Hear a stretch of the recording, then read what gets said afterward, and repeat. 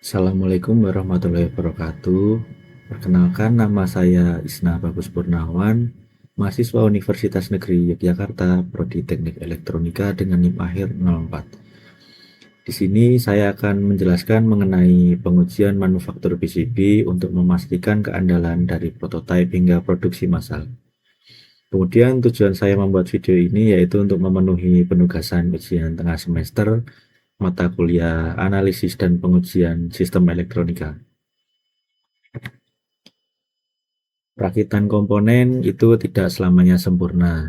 Dalam industri elektronik, satu kesalahan mikroskopis saja di jalur pabrik dapat memicu kegagalan sistem yang fatal di tangan konsumen. Kemudian ada 3 ancaman utama dalam perakitan PCB, yaitu yang pertama adalah short circuit, di mana short circuit sendiri itu adalah terhubungnya satu jalur dengan jalur yang lain sehingga bisa menghambat proses perakitan dan mengakibatkan eh, hal yang berbahaya untuk konsumen. Kemudian yang kedua ada Tom's tuning, yaitu adalah posisi komponen yang miring, misalkan resistor. Hal itu diakibatkan karena permukaan yang tidak rata pada PCB.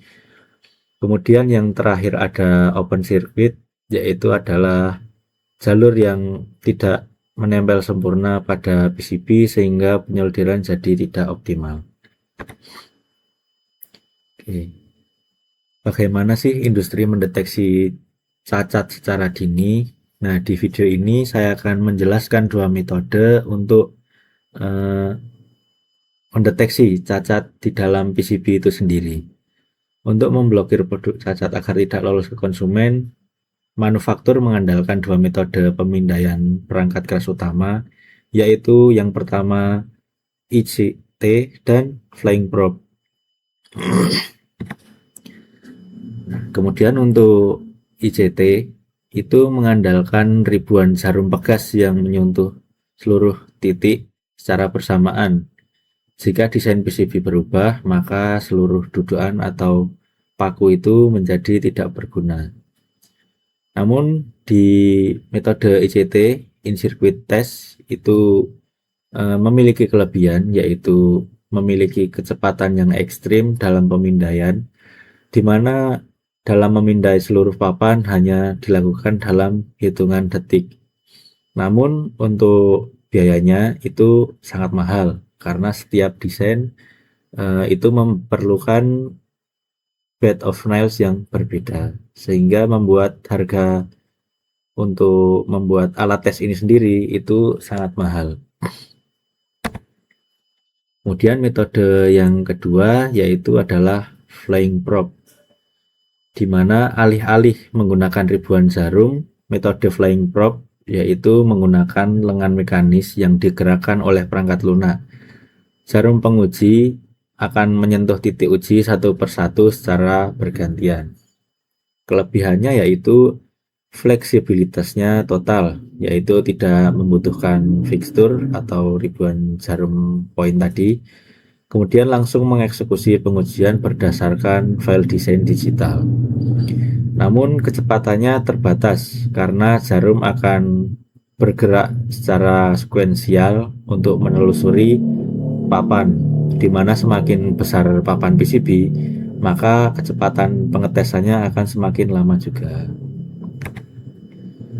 Kemudian untuk perbandingannya bisa dilihat di PowerPoint. Untuk ICT itu bisa melakukan pengujian sentuhan secara bersamaan, sedangkan flying probe itu bergantian. Kemudian kecepatan ujinya untuk ICT memang sangat cepat, bisa kurang dari 1 menit. Namun biaya awal dan fleksibilitasnya itu menjadi kelemahan di metode ICT, di mana biaya awalnya sangat tinggi untuk pembuatan fixture ribuan jarum tadi, dan untuk desain baru itu memerlukan board pengetesan yang berbeda juga. Idealnya untuk metode ICT ini sendiri itu digunakan untuk hal yang produksi massal seperti smartphone atau laptop. Kemudian untuk metode flying probe meskipun lambat, namun ini sangat membantu untuk kita, terutamanya para mahasiswa yang sering melakukan R&D atau prototyping suatu produk. Karena fleksibilitas desainnya sangat tinggi dan biaya awalnya yang lumayan murah.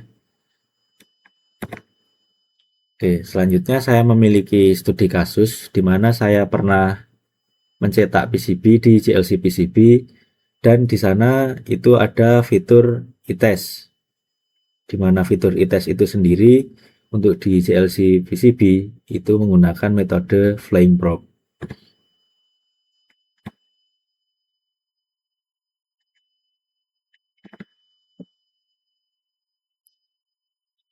Untuk metode pengujiannya sendiri itu bisa dilihat di JLC PCB. Ini saya ambil dari webnya langsung. Bisa dilihat jarum-jarum bergerak menelusuri seluruh rangkaiannya. Di sini juga ditunjukkan ada beberapa desain yang berbeda.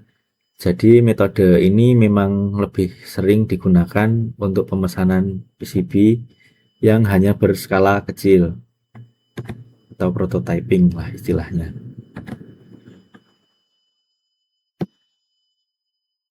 Kemudian kenapa JLC menggunakan flying probe? Yang pertama itu fakta di pasaran. Ribuan desain Gerber itu masuk setiap harinya di JLC PCB dengan volume pesanan minimal itu 5 keping sampai 10 keping dengan ukuran minimal 10 kali 10 cm. Dan dengan hal tersebut maka metode flying probe lebih cocok digunakan di sini karena verifikasinya akurat terhadap short atau open circuit tanpa membebani biaya operasional mahasiswa atau developer yang sedang melakukan prototyping. Kemudian kenapa tidak memakai opsi ICT? Itu karena tentu saja biayanya butuh ribuan dolar untuk pelanggan, jadi hal tersebut kurang masuk akal untuk prototyping. Jadi untuk strategi pengujian itu tergantung kebutuhan kita masing-masing. Misalkan kita itu hanya untuk prototyping, maka disarankan menggunakan metode flying probe seperti di JLC PCB. Namun untuk fabrikasi yang massal seperti smartphone dan laptop, itu sebaiknya menggunakan fabrikasi ICT. Jangan bayar untuk fixture mahal jika Anda hanya membuat prototype, dan jangan kompromikan waktu jika Anda memproduksi jutaan unit. Ya mungkin sedikit dari saya itu saja. Apabila ada kesalahan dalam menyampaikan materi, saya mohon maaf. Saya akhiri. Wassalamualaikum warahmatullahi wabarakatuh.